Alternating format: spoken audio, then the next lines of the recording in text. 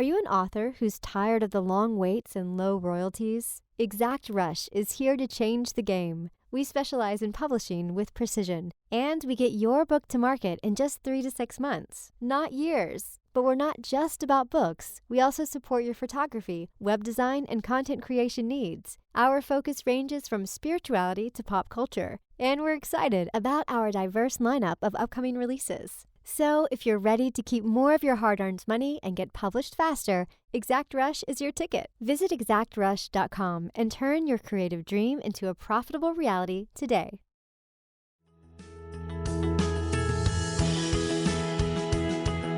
Tap into your most original thinking, organize your ideas, and create the opportunities to launch your creative work. Unlocking your world of creativity with best-selling author and brand innovator, Mark Stinson. Welcome back, friends, to our podcast, Unlocking Your World of Creativity. And we always underscore that word world because we like to travel and stamp our passports around the world talking to creative practitioners, authors, singer-songwriters, hospitality professionals, all about how they get inspired, how they organize ideas, and most of all, how they gain the confidence and the connections to launch their creative work. And it's so good to be traveling to LA today. And we're talking with author and creative strategist, Will Cady. Will, welcome to the show. And former hospitality professional for about a decade. Yeah. I looked down. I was going to get to that later, but we're going to jump into it right now. I love to scroll down to the bottom of resumes and find all the barista jobs, all the server jobs. So tell me about your base of experience in the hospitality industry. First off, again, thank you for having me. Of course. It's going to be a pleasure to chat with you.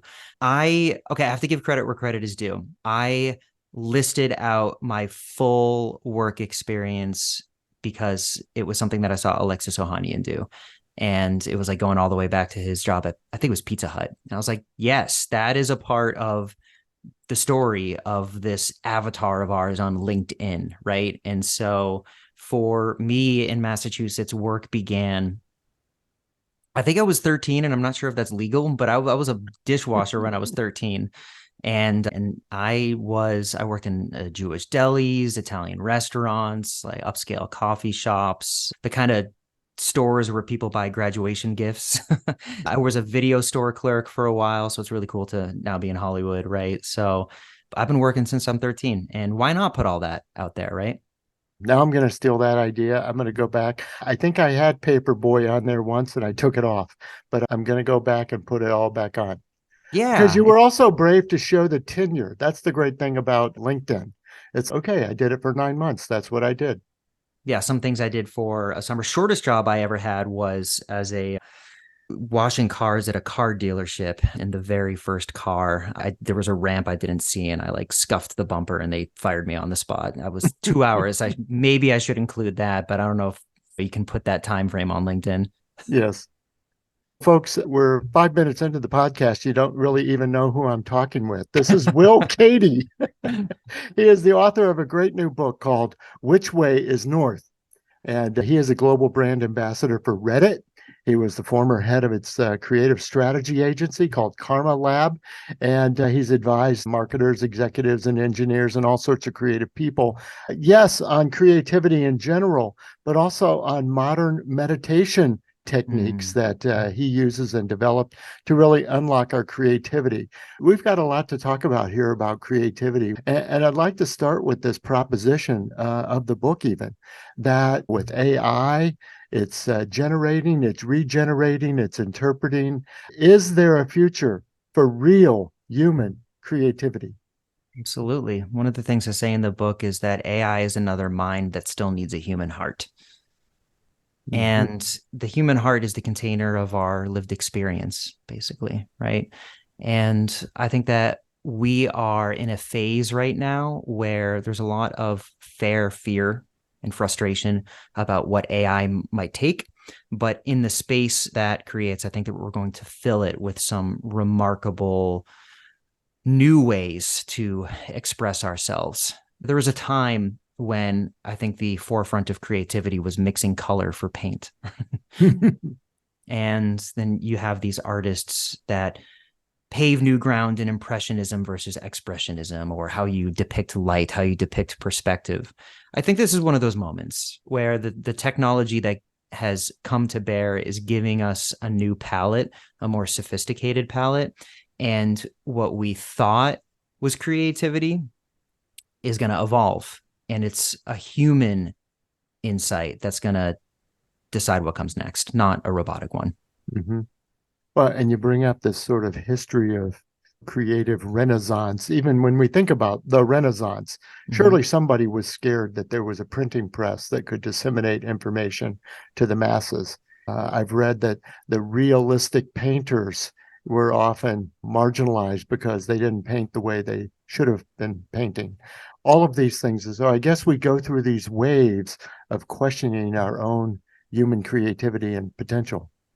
Yeah, we sure do. And it's difficult to live during times of transformation, but those are the times that we're in. It's also the most opportunity to do something truly great.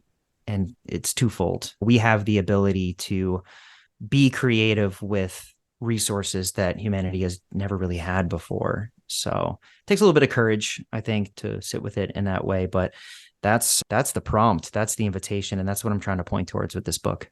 Yes. And the pointing is directly from the subtitle of the book, A Creative Compass for Makers, Marketers, and Mystics. Yeah. We need a compass. I think so. Yeah. A compass is a tool, a technology for people to take their own journey. And that's where we're going to figure this out, is everybody feeling empowered to take their own journey and come back with their story and their message. I don't think people need to be told what to think or what to do right now. I think it's more about how to unfold their own identity, their own journey for themselves. Mm-hmm. And certainly you have a unique viewpoint on this as a global brand ambassador for Reddit. All your work with creative strategy for the brand, for the platform. I don't often think of Reddit as having a lot of guardrails and a lot of direction. It's pretty free flowing, even to sometimes its detriment, or at least its criticism. Sure. But what is the direction of a platform like Reddit, where it truly is just an open channel of, I guess, communication? I see it differently, actually. So Reddit is remarkably structured, and it's remarkably structured into contexts, different communities, basically. So when you're engaging with information on the social web, on other platforms, you're usually experiencing that content in a feed. And so that content doesn't really have a context other than the algorithm and what it is serving you based upon what optimizes towards your engagement. Whereas when you go to an environment like Reddit, which is community-based, these are contextual environments. So if you're going to the parenting community, you're going to a place where it's only there, you're only there to talk about parents and having kids and what diapers you need and how to get through the hard stuff. There's not really room in that space for conversation about video games or telescopes or bass guitar, which I see behind me. Those might be things that, if you do talk about those things, are in the context of I'm trying to support my kid and their hobbies. Similarly, across the standpoint of the whole platform, over 100,000 different communities that are 100,000 different contexts, it's really remarkably structured in that way. And so it represents a vision of the old internet, which felt more free than what we experience today. But it's also a vision of the new internet. And we're looking at like the Fediverse and the rise of community and all these other spaces. Because I think we realize that these non-contextual environments are difficult for us to actually navigate between. And so that has really informed my perspective as a creative, as a maker, marketer, and mystic, because this is an incredible slice of humanity that I've had the privilege to basically get a bird's eye view on Reddit. And it would be chaos if it weren't structured in this way. But instead, I'm able to drop into different contexts, different rabbit holes, and see how's the water over here. And then how's the water over here? I'm jumping between all the different hot tubs, basically. Yeah, your context comment is very, very helpful. So let's move into the book now. Yeah. Which way is north? This idea of finding true north. So as creatives, we're looking for some direction. we're also looking for inspiration. This is one of the key things that we often hear is that I've got so many ideas, but I need to be truly inspired to pursue them because a lot of our ideas require a lot of work. How does your method help us find the difference between, hey, that's a nice idea, and that's truly inspiring? Yeah. First, I'll play with the notion of the title there, why it says which way is north, and building off of that context and community conversation that is such a big part of Reddit. I learned from my experience that everybody has a different true north.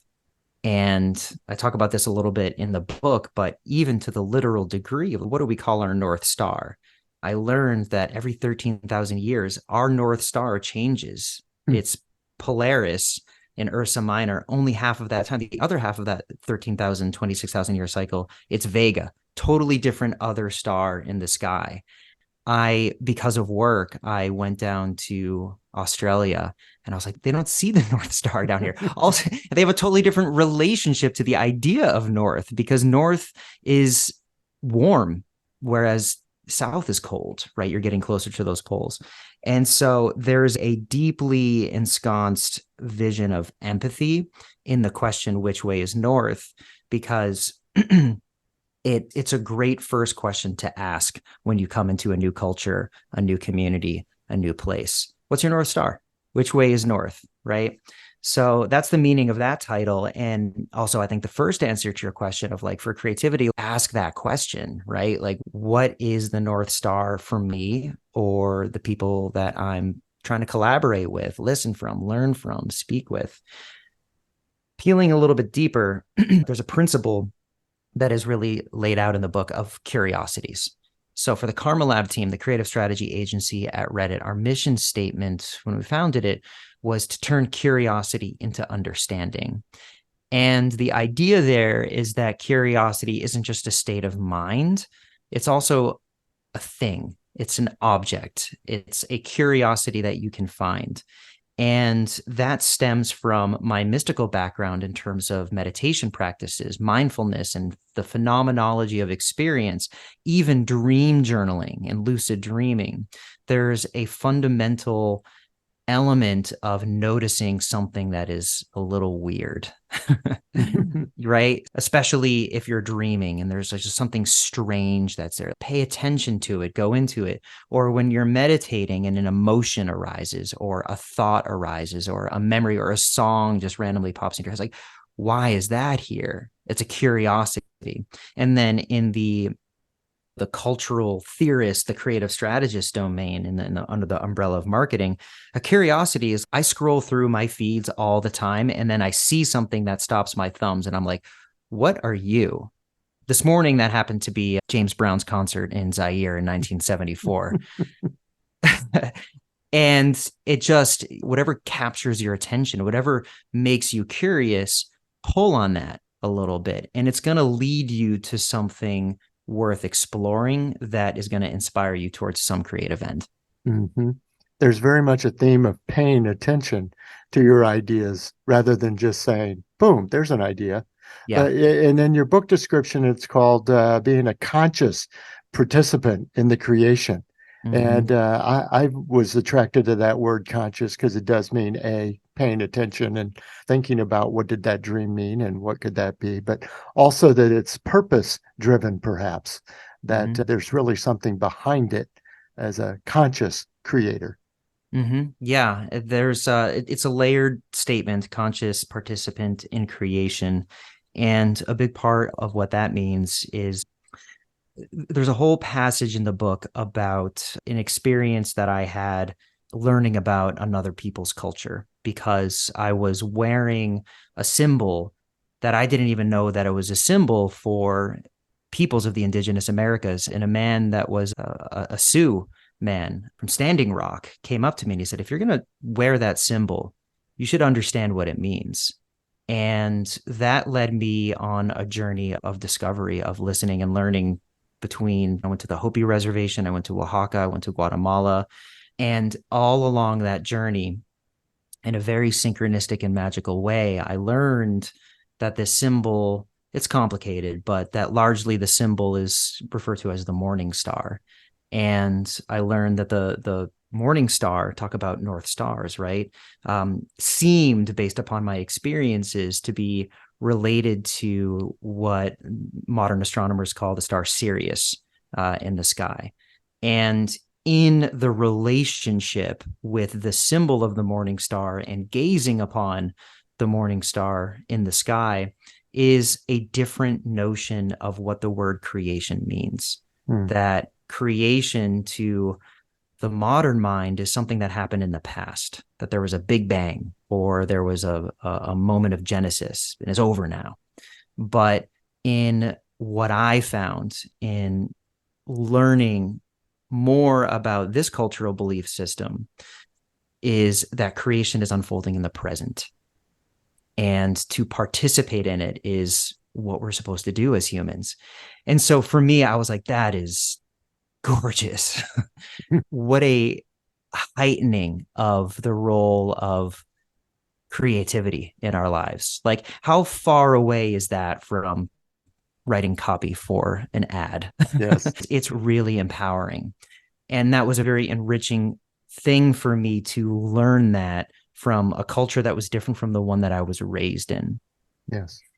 And I think that it is resoundingly true across all cultures. I think that there is something in there for everybody to look to if you would choose that as your North Star, if you would choose the morning star as something to give you purpose. And the presentness of it brings a little bit new meaning to this line that I see here about creative potential, that you're not just a participant in creating something, even if it's as mundane as writing some ad copy, but we always talk about achieving our creative potential. And here we are unfolding, in the moment. Mm-hmm. Yeah, we're in it. We're participating in it, whether we know it or not. And that's the conscious part, is that you wake up to the fact that you're here, you're in this. What are you going to do about it? And on the other side of that, I think, is the awakening of that potential. Yes.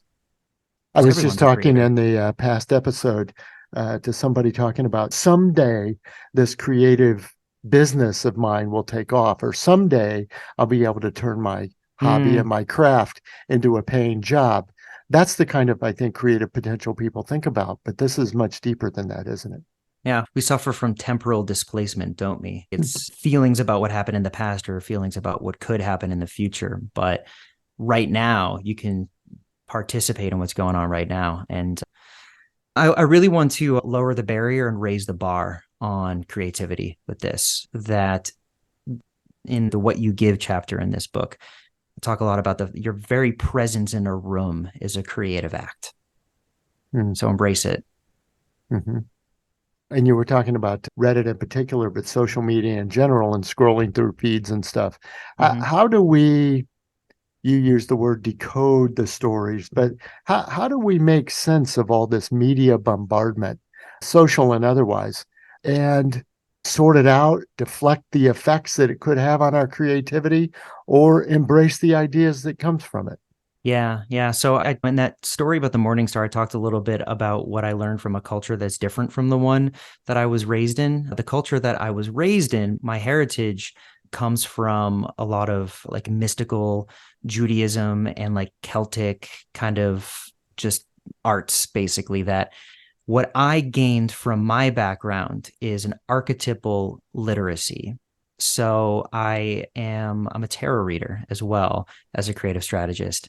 And that comes from esoteric Judaism and a lot of the kind of gypsy culture in Europe, basically. Each of those different cards holds an archetype that is a container of feelings, a way that it is to be in the world. And so I bring that up because I think that archetypal literacy is really important for all of us in these times, because what I have found in working with myself, just in my own unfolding, but also as a creative professional in the media industry and as an intuitive professional in the spiritual industry, is that feelings are primary to facts. And we have a tendency to select our facts based upon our feelings. And when it comes to scrolling through feeds and engaging with media in general, decoding it is about asking first and foremost, what feelings is this information putting into me? And there are people out there right now like Brene Brown that who released Atlas of the Heart that are doing extremely urgent work to help give people a vocabulary for our emotions, for our feelings that we have. What I want to offer is that archetypal systems are also a part of that as well. That there are stories that you can receive that might make you feel like a hero, might make you feel like a victim, might make you feel like an emperor or a magician, right? These are all tarot archetypes that I'm describing. I think that people are really attaching to astrology right now because they're hungry for this archetypal language and they're using it to connect with each other. And that's not about, it's not science, it's art, it's the humanities. And so that's something that I use to help myself decode my relationship with media is what myth is being told to me right now? What character am I being told that I am in this myth? And how does that make me feel? And then from that, do I want to feel differently? Do I want to be a different character? Do I want to be in a different myth? We all have that choice. So good. I think with that background, I'd love to hear a little bit of the book in your own voice. If you have a section, I'm particularly attracted to this idea of the creative journey as a heart-centered or heart-focused activity. Wonder if you could share some of that with us. Sure. This is going to be my first time reading an excerpt from the book. Yeah. Yes. I'm not sure I'm ready to play this character in this story of the author Here reading from his own book. It comes to life. Yeah. Okay. All right. So this is at the very end, and it's the beginning of the last chapter about the heart, and it's titled, "The Center is Everywhere." We don't yet know whether the universe is infinite or not. All we know is as far as we can see. The observable universe is 46 billion light years wide. That is already an unimaginably large expanse, beyond which is an even larger expanse we might call eternity. Let's suppose, then, that living in the universe is like sailing upon an infinite sea. The horizon's edge and the far-off distance of every direction moves you, no matter how far or how fast you reach. The center is everywhere. If the universe is infinite, its center is in you. You are the center of the universe, and I am too. The creative journey is born from that realization and the question of what to do with it. It's easy to get lost when you can't see any shore. In such times, the only way out is in. Open the doorway into your heart and take the journey into your center, the center of everything, and retrieve the story it keeps for you. This book is a compass designed to help you get comfortable getting lost on the creative journey within. Which way is north? The directions are always changing, but the compass's arrow will always, in the end, point toward the center within your heart. You are your own North Star. The story in your heart is the vision that lights the way. You write it as you read it. How well can you speak its language? That was Will Cady reading an excerpt of his new book, Which Way is North? A Creative Compass for Makers, Marketers, and Mystics. Thanks for sharing that passage. As I think about the creative reader and the listeners of these podcasts, the essays, meditations, almost memoir, sharing your experiences and stories, how would you imagine the reader applying this? They put the book down and say, that was fantastic. They have a good feeling. But now what should we do? Yeah, I hope that's the feeling that they have.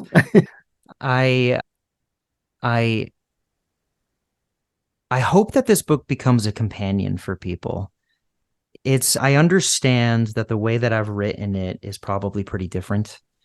And there's a few levels to that. I think the prose, I was a songwriter before. I am still a songwriter. There's a lyricism to the way that a lot of the words are chosen and the sentence structure. There's a lot of fragment sentences because that makes it more lyrical and there's a sound to it. So I would imagine that for a lot of people's first read, they're not going to absorb everything. But also in lyric writing, you create new contexts for the words that you're using. And for example, I talk a lot about stars. We spoke about that in this conversation. There is one particular chapter where I go into detail about our relationship with the stars, but stars are a theme in every other chapter. So the second time you read it through, you will now have a new context for what it means to look at a star.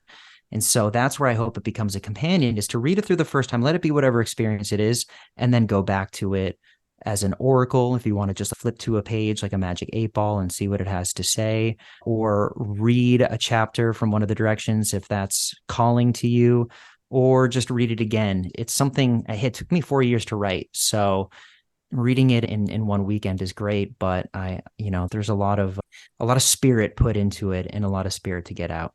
Mm-hmm. Very good. I'm glad you brought up sort of the craftsmanship and the process of writing the book. I wanted to ask you about this. And here it's just been released by the Matt Holt imprint of Benbella Books. Mm-hmm. And I was fascinated at not only what you said about how long it took, but all the people that get involved in writing a book. Yeah. And that sort of creative process, that you're writing a book about the creative process and going through the creative process. Yeah. There must have been a little bit of a dual parallel universe going for you there. Yeah, it created itself as it was being written. For example, the symbols that are really dominant throughout it, the eye motif, that is the first thing that you see when you open its pages, that then became the substructure in all of the chapters. That didn't exist until the last draft, because the editors, they really challenged me in I need to hear some things from them. I was claiming people's stories that weren't mine to tell. I was not clear about the character that I wanted to portray myself as. There's a lot of stuff for me to integrate. And after I got their notes the second time around on that phase, I just sat back in my chair and I was like, what do I do? I was overwhelmed. And then I just leaned forward, and it was like my hand was like moving the mouse on its own. And I actually created those symbols in Google Slides, if you would believe it. And I just started creating with the eye. And I noticed that they were symbolically, archetypally revealing a point, a vision, a star, a journey, etc., a compass. And it just reflected back at me. It's almost like I blacked out for 30 minutes. And then I saw what was on my screen. It's, here's your new structure for each chapter. This is how you're going to organize what they've just told you is pretty unclear. How amazing is that? Yes. I don't know where that came from. That's great. Yeah. And yet you didn't respond to them with this kind of ego. Don't you know who I am? What I wrote is fine. I remember interviewing a professor at NYU Business School. I wrote this book. I'm a professor at NYU Business School. These are my thoughts. But rather to embrace the comments, embrace the professional feedback, and make it even better. That's what they're there for. And as a creative professional, I have found that my ego has always been the obstacle and humility has always been the way. And so we were working together to create the best product that we could. And they're giving their time to help with this thing, right? And they're being courageous to challenge me. They don't know how I'm going to react. I could be a jerk. And there's got to be some graciousness there as well. I went through great lengths in the memoirs in this book. What they helped me do too is not choose stories where I'm trying to convince people how great I think I am. But most of those stories, like the one where I was set on a journey to learn about another people's culture, were because I made some kind of mistake and I had something to learn and somebody was there to correct me or teach me. And that is absolutely central to the creative process. Yeah, some humility. Yeah. If you've got it all figured out, then you don't have to say anything. Mm-hmm. I think, Will, I'd like to close with this idea that there was anxiety about the work and how to transform that anxiety into creativity so that we can get the work out. Great segue, because that's actually the missing piece to everything I was just sharing, is that I think what helped me really get excited when somebody gave me criticism was like, oh, you're giving me a new anxiety. And so clearly it's the opening statement of this book, Anxiety is Creativity Ready to be Transmuted. That is my philosophy for creativity. And so when an anxiety comes into my system, it presents me with a story that I can tell or action that I can take to resolve that feeling. That comes from very much the meditation background that I was raised in. And there is, especially in a lot of the Zen modalities and mindfulness practices, there is an emotion. You have fear, but you don't have fear. There is fear. Fear has arisen. And behind that fear is pure energy.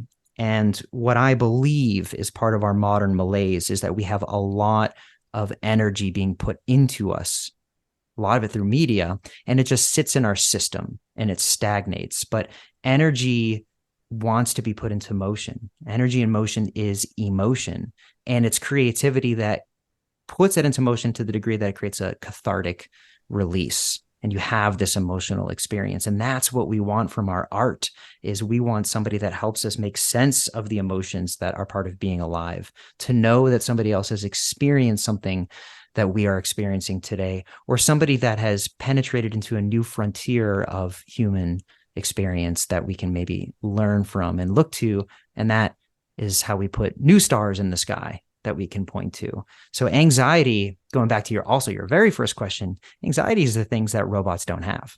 Mm-hmm. So it's the very source of our special sauce for creativity. Well, I like how we went full circle on that. Thank you. Listeners, my guest has been Will Cady. He's the author of a terrific book, Which Way is North? A Creative Compass for Makers, Marketers, and Mystics, just out from BenBella Books. And I want to thank the folks at BenBella Books for helping make this connection. Will is also a global ambassador for Reddit, and he's the former head of their creative strategy agency, Karma Labs. And it's just terrific the way you have leveraged all this knowledge and your own experiences into the book. So congratulations on that. Thank you very much. Yeah. And that's not an ego-based statement. That's just a fact. Great talking with you, Will. I've enjoyed it a lot. Likewise. Listeners, come back again next time. We'll continue our around-the-world journeys, stamping our creative passports all over the world, talking to creative practitioners about how we get inspired. We've talked about that today. How we organize our ideas into practical, publishable, printable, releasable work.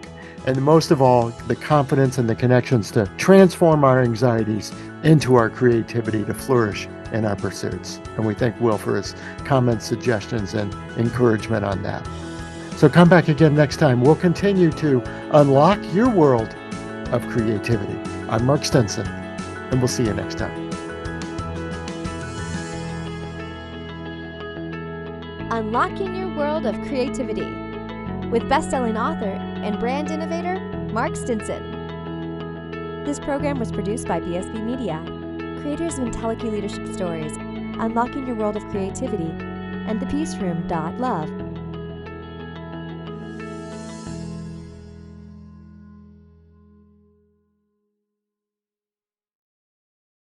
We've created a special offer just for listeners of the podcast. You can get the book, A World of Creativity, for a special price of $5.98 for paperback, and the Kindle version is only 99 cents. Go to mark-stinson.com to take advantage of this special offer.